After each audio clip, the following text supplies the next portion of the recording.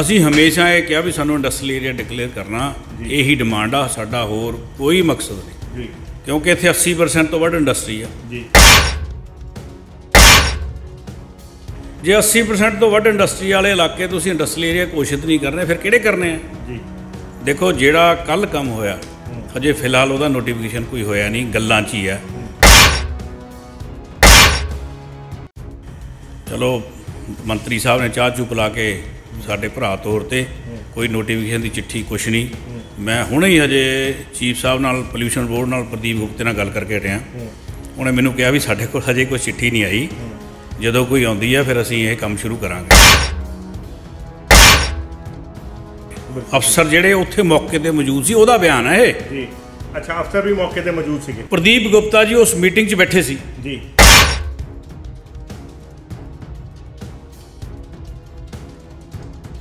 मतलब कहण दा कल चाह चू पी ली वधिया हो गया, पर हजे कोई नोटिफिकेशन नहीं आया। पर जे नोटिफिकेशन आ गया, यही जो गल्लां चल रही इस तो माड़ी गल इंडस्ट्री लिए कोई हो नहीं सकती।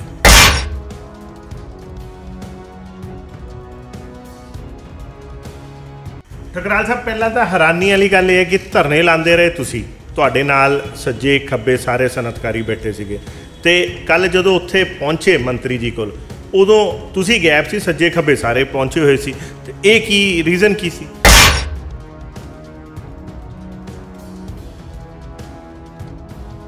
साडा तुसी कोई बयान दिखा दो, तुसी इन्ना मीडिया थोड़ी कवरेज की है, असीं किते ये कहा होवे कि एक्सटेंशन चाहिए है, और सारे इंडस्ट्री के लीडर साहबाना की इक्को डिमांड सी कि इहनूं इंडस्ट्रीयल एरिया डिकलेयर किया जाए। तो जे हुण कल उन्होंने एक्सटेंशन दी है, सानूं तां मंजूर ही है नहीं। सारे ने CICU के प्रधान हो गए उपकार सिंह आहूजा जी, सारे ने बड़े वैलकम किया, उन्होंने खुद प्रैस नोट जारी किए, और तुसीं कहंदे हो कि ये तो वही गल है कि आपां तां मूँह सजा के बह जाना, आपां मनना ही नहीं। सर मैनूं मैं तुसीं मूँह सजाउण वाली कोई गल नहीं, तुसीं ये देखो भी साडी डिमांड पूरी हुई है। जे डिमांड पूरी नहीं हुई फिर किस गल की खुशी?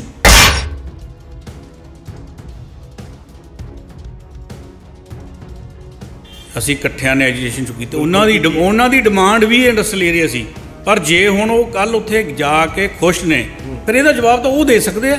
ਤੁਸੀਂ ਉਹਨਾਂ ਨੂੰ ਪੁੱਛੋ ਜਾ ਕੇ ਵੀ ਭਾਈ ਸਾਹਿਬ ਤੁਸੀਂ ਮੰਗਦੇ ਤਾਂ ਧਰਨਿਆਂ ਦੇ ਬਹਿ ਕੇ ਇੰਡਸਟਰੀਅਲ ਏਰੀਆ ਸੀ, ਤੁਸੀਂ ਮਿਕਸ ਐਕਸਟੈਂਸ਼ਨ ਨਾਲ ਤੁਸੀਂ ਖੁਸ਼ ਕਿਉਂ? ਇਹਦਾ ਜਵਾਬ ਮੇਰੇ ਭਰਾ ਦੇ ਸਕਦੇ ਆ, ਮੈਂ ਆਪ ਦੀ ਗੱਲ ਦਾ ਜਵਾਬ। ਆਪਸ 'ਚ ਗੱਲ ਨਹੀਂ।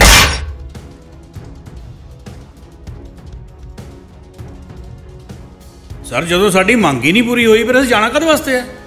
मैं ਤੁਹਾਨੂੰ ਜਾਣ ਤੋਂ ਪਹਿਲਾਂ ਹੀ ਪਤਾ ਸੀ ਕਿ ਮੰਗ ਪੂਰੀ ਨਹੀਂ। ਬਿਲਕੁਲ, ਉਹਨਾਂ ਨੇ ਪਹਿਲਾਂ ਹੀ ਦੱਸਦੇ ਸੀ ਵੀ ਐਕਸਟੈਂਸ਼ਨ ਦੇਣੀ ਆ। ਅਸੀਂ ਜਦੋਂ ਸਾਨੂੰ ਜਿਹੜੀ ਸਾਡੀ ਡਿਮਾਂਡ ਪੂਰੀ ਹੀ ਨਹੀਂ ਹੋ ਰਹੀ ਫਿਰ ਅਸੀਂ ਉੱਥੇ ਜਾਣਾ ਕਦ ਵਾਸਤੇ?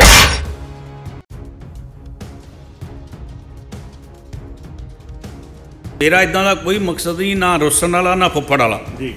ਮੇਰੀ ਬੇਨਤੀ ਹੈ ਕਿ ਅੱਜ ਸਰਕਾਰ ਇਹਨੂੰ ਇੰਡਸਟਰੀਅਲ ਏਰੀਆ ਡਿਕਲੇਅਰ ਕਰ ਦੇਵੇ ਤੇ ਸਭ ਤੋਂ ਪਹਿਲਾਂ ਲੱਡੂ ਮੈਂ ਵੰਡੂ।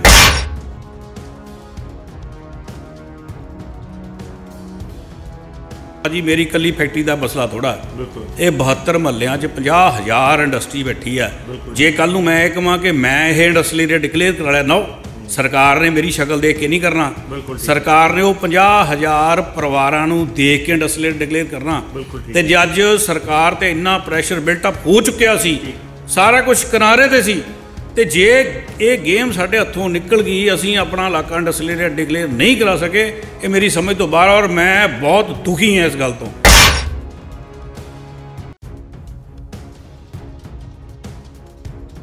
रेवन्यू जनरेट करते हैं सरकार लई, देश लई काम करते हैं, असीं धरने लाउंदे चंगे लगदे, असीं भुख हड़ताल करते चंगे लगदे? साडा भाजी ये शौक नहीं है, साडी मजबूरी है। जे असीं सानूं सरकार कुछ मंगदी नहीं, सानूं कोई लैना तां पऊ किसी तरीके।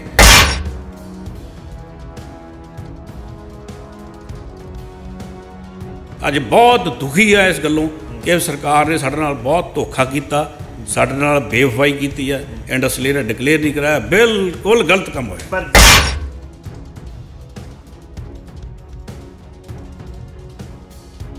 आपस च गलबात नहीं हुई कि भाई तुसी ना जाओ, अपना तो ये मंग ही नहीं सी, वो मतलब तुसी रह गए, वो किदां चले गए? नहीं जी, मैंने मेरे नाल कोई गल नहीं हुई, ना कोई डिस्कशन हुई साडी आपस, ना मेरे नाल कोई गल नहीं हुई। मतलब दसिया भी नहीं कि असीं जा रहे हैं? नहीं, मेरी उन्होंने नाल इस टॉपिक पर कोई गल नहीं हुई।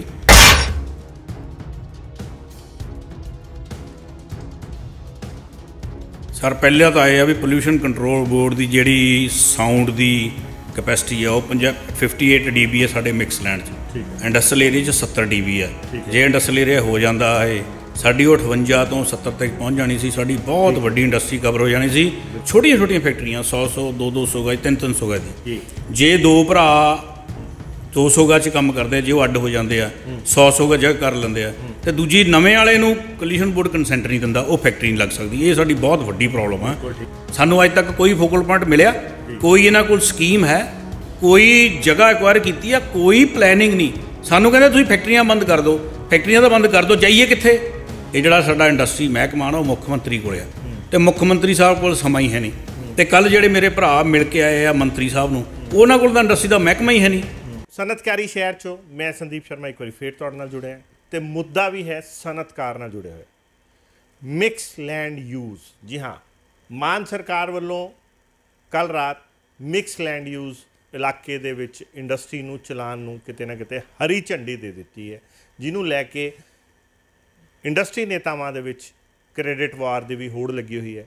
ਪਰ ਹੈਰਾਨੀਜਨਕ ਗੱਲ ਇਹ ਹੈ ਕਿ ਮਿਕਸ ਲੈਂਡ ਯੂਜ਼ ਦਾ ਆਵਾਜ਼ ਚੱਕਣ ਵਾਲੇ, ਮਿਕਸ ਲੈਂਡ ਯੂਜ਼ ਦਾ ਰੋਣਾ ਪਿੱਟਣ ਵਾਲੇ, ਮਿਕਸ ਲੈਂਡ ਯੂਜ਼ ਇਲਾਕੇ ਦੇ ਇੰਡਸਟਰੀ ਦੇ ਨੇਤਾ ਨਾ ਤਾਂ ਉਸ ਮੀਟਿੰਗ 'ਚ ਨਜ਼ਰ ਆਏ ਤੇ ਨਾ ਹੀ ਉਹਨਾਂ ਵੱਲੋਂ ਇਸ ਜਿਹੜੀ ਹਰੀ ਝੰਡੀ ਦੀ ਸ਼ਲਾਘਾ ਕੀਤੀ ਗਈ, ਬਲਕਿ ਵਿਰੋਧ ਜਤਾ ਕੇ ਇਹ ਕਹਿ ਦਿੱਤਾ ਗਿਆ ਕਿ ਸਾਨੂੰ ਇਹ ਸਭ ਮਨਜ਼ੂਰ ਹੀ ਨਹੀਂ ਹੈ।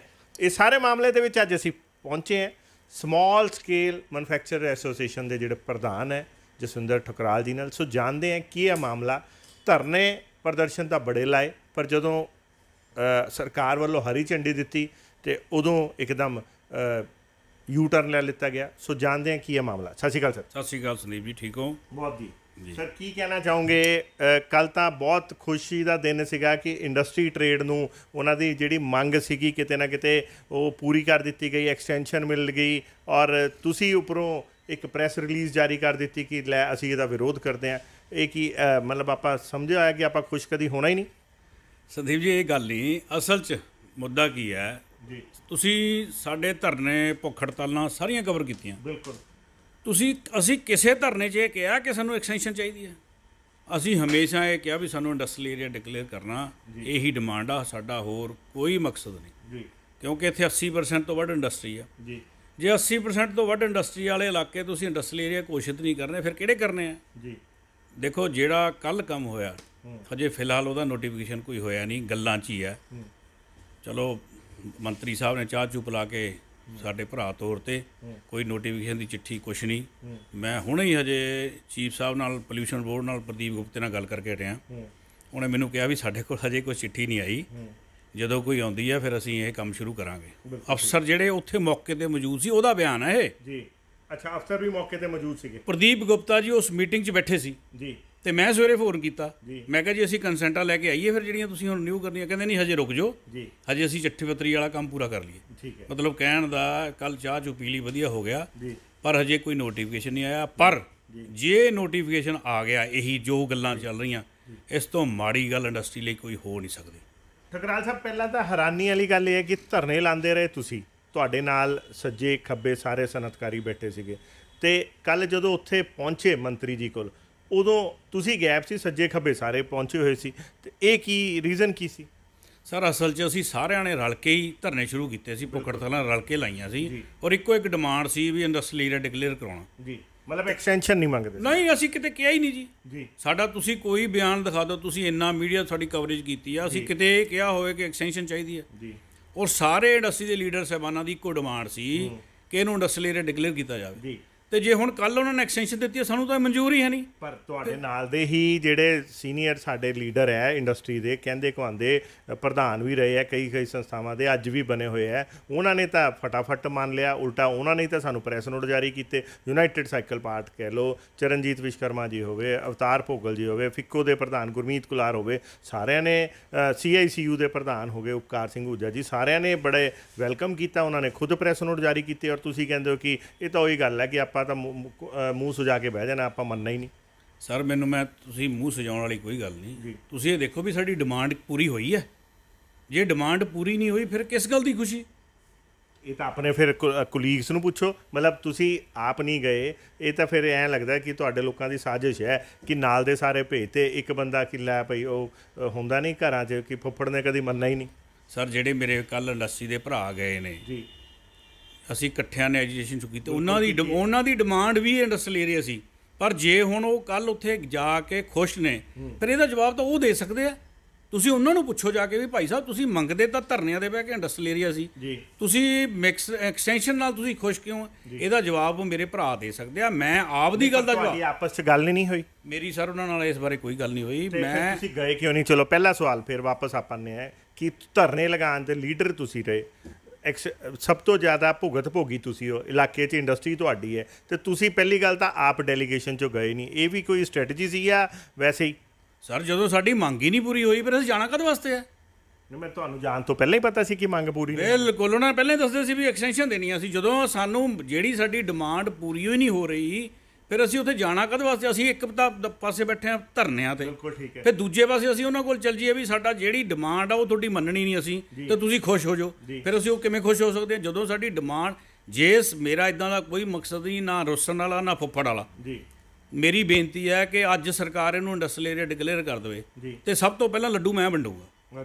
ਮਤਲਬ ਆਪਾਂ ਐਕਸਟੈਂਸ਼ਨ ਨਹੀਂ ਚਾਹੁੰਦੇ, ਟੂ ਦੀ ਪੁਆਇੰਟ ਮੁੱਦਾ ਇਹ ਹੈ, ਆਪਾਂ ਚਾਹੁੰਦੇ ਕਿ ਇਹਨੂੰ ਇੰਡਸਟਰੀ ਏਰੀਆ ਡਿਕਲੇਅਰ ਕੀਤਾ ਜਾਏ। ਬਿਲਕੁਲ 100%। ਅਸੀਂ ਤਾਂ ਕਦੇ ਵੀ ਐਕਸਟੈਂਸ਼ਨ ਨਹੀਂ ਮੰਗੀ। ਅਸੀਂ 15 ਸਾਲ ਪਹਿਲਾਂ ਸੰਤਾਪ ਭੋਗਿਆ, ਸੰਦੀਪ ਜੀ 5 ਸਾਲ ਹੋਰ ਸੰਤਾਪ ਭੋਗਣ। ਅਸੀਂ ਇੰਨਾ ਐਜੀਟੇਸ਼ਨ ਕੀਤਾ, ਇੰਨਾ ਪ੍ਰੈਸ਼ਰ ਸਰਕਾਰ ਤੇ ਬਿਲਟ ਅਪ ਹੋ ਗਿਆ, ਸਰਕਾਰ ਹਰ ਤਰ੍ਹਾਂ ਨਾਲ ਹੁਣ ਤਿਆਰ ਸੀ ਵੀ ਇਹਨੂੰ ਇੰਡਸਟਰੀਅਲ ਏਰੀਆ ਡਿਕਲੇਅਰ ਕਰਨਾ। ਤੇ ਜੇ ਹੁਣ ਕਿਤੇ ਕੋਈ ਢਿੱਲ ਮਿੱਠ ਕਿੱਥੇ ਰਹਿ ਗਈ, ਉਹ ਮੇਰੀ ਸਮਝ ਤੋਂ ਬਾਹਰ ਆ। ਸਾਨੂੰ ਜਿੰਨੇ ਅਫਸਰ ਸਾਡੇ ਵੀ ਦੋਸਤ ਨੇ, ਸਾਨੂੰ ਵੀ WhatsApp ਕਾਲ ਕਰ ਦਿੰਦੇ ਆ ਉਹ ਵੀ ਭਾਈ ਸਾਹਿਬ ਕੰਮ ਬਣ ਗਿਆ ਤੁਹਾਡਾ, ਇੰਡਸਟਰੀਅਲ ਏਰੀਆ ਤੁਹਾਡਾ ਡਿਕਲੇਅਰ ਹੋਣ ਤੇ ਪਿਆ, ਕਿਨਾਰੇ ਤੇ ਪਿਆ, ਤੁਹਾਡਾ ਐਜੀਟੇਸ਼ਨ ਬਹੁਤ ਵਧੀਆ ਚੱਲ ਰਿਹਾ, ਬਹੁਤ ਥੋੜਾ ਹੋਰ ਜ਼ੋਰ ਲਾ ਲਓ, ਚੱਲ ਰੋ ਕੰਮ ਹੋ ਗਿਆ। ਬੜਾ ਪ੍ਰੈਸ਼ਰ ਬਿਲਟ ਅਪ ਹੋ ਗਿਆ। ਇਹ ਭਾਜੀ ਮੇਰੀ ਇਕੱਲੀ ਫੈਕਟਰੀ ਦਾ ਮਸਲਾ ਥੋੜਾ, ਇਹ 72 ਮਹੱਲਿਆਂ 'ਚ 50,000 ਇੰਡਸਟਰੀ ਬੈਠੀ ਹੈ।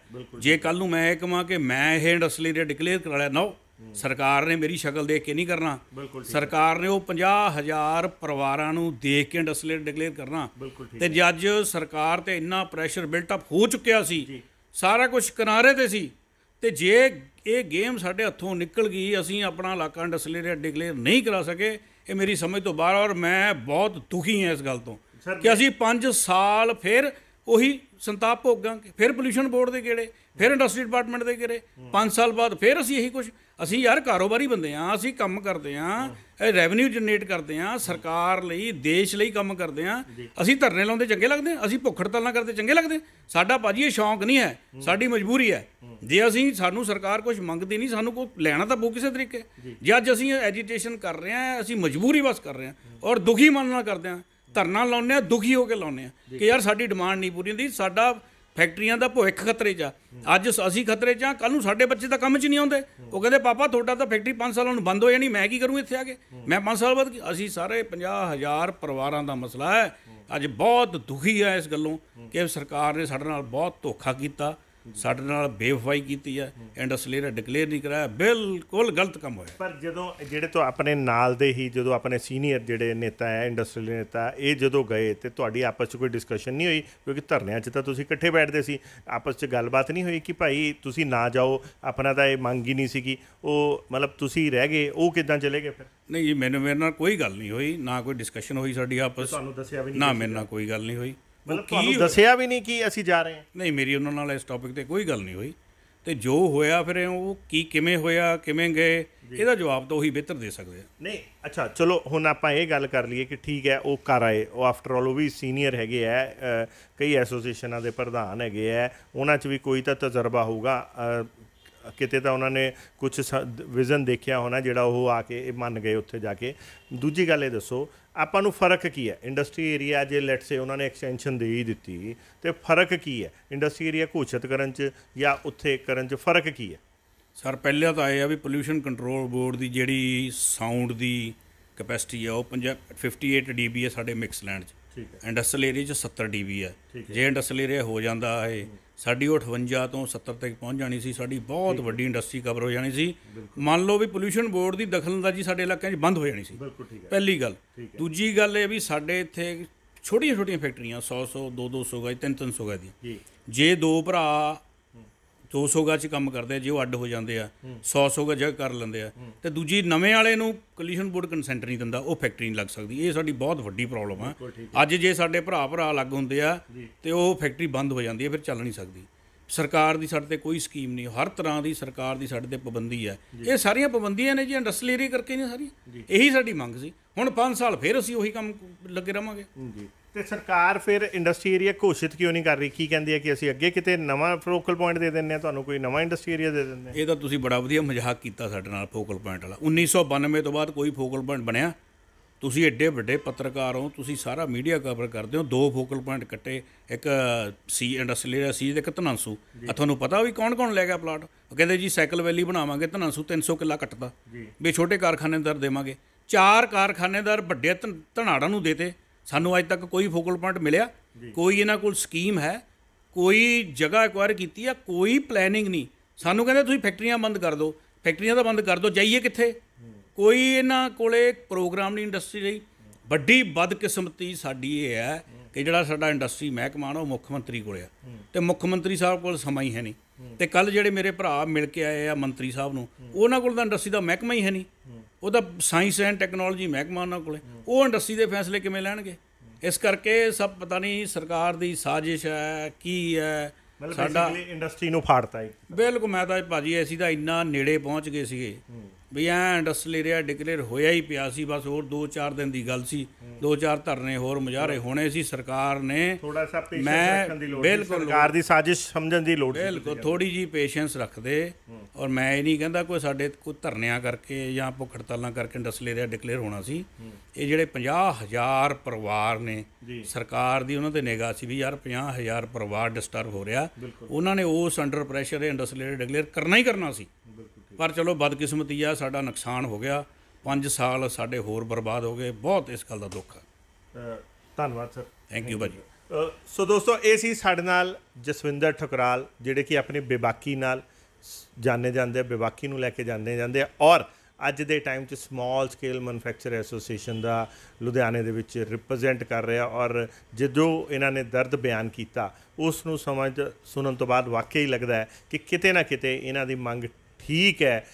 ਇੰਡਸਟਰੀਅਲ ਏਰੀਆ ਜੇ ਘੋਸ਼ਿਤ ਕਰ ਦੇਵੇ ਤਾਂ ਸਰਕਾਰ ਦਾ ਕੁਝ ਜਾਏਗਾ ਨਹੀਂ, ਪਰ ਜਿਹੜੇ 200 ਗਜ 'ਚ ਫੈਕਟਰੀ ਲਗਾ ਕੇ ਬੈਠੇ ਆ ਪਰਿਵਾਰ, ਇੱਕ ਤਾਂ ਉਹ ਅਲੱਗ ਨਹੀਂ ਹੋਣਗੇ, ਅਤੇ ਜੇ ਖੁਦਾ ਨਾ ਖਾਸਾ ਕੋਈ ਇਹੋ ਜਿਹੀ ਚੀਜ਼ ਆਉਂਦੀ ਹੈ, ਅਲੱਗ ਹੋਣਾ ਪੈਂਦਾ, ਤੇ ਉਹ ਪਰਿਵਾਰ ਚੱਲ ਹੀ ਨਹੀਂ ਪਾਉਣਗੇ, ਕਿਉਂਕਿ ਨਾ ਤਾਂ ਇੰਨਾ ਸਰਮਾਇਆ ਹੈ ਅਤੇ ਨਾ ਨਵੇਂ ਕਨੈਕਸ਼ਨ ਮਿਲਦੇ ਆ ਆਸਾਨੀ ਨਾਲ। ਅਤੇ ਕੁੱਲ ਮਿਲਾ ਕੇ ਸਰਕਾਰ ਨੂੰ ਇਹਨਾਂ ਦੀ ਜ਼ਮੀਨੀ ਮਜਬੂਰੀ ਸਮਝਣੀ ਚਾਹੀਦੀ ਹੈ ਅਤੇ ਇਹਨਾਂ ਦੇ ਜ਼ਰੂਰਤ ਅਨੁਸਾਰ ਫੈਸਲਾ ਲੈਣ ਦੀ ਜਾਂ ਉਸ 'ਤੇ ਦੁਬਾਰਾ ਸੋਚ ਕਰਨ ਦੀ ਜ਼ਰੂਰਤ ਜਾਪਦੀ ਹੈ।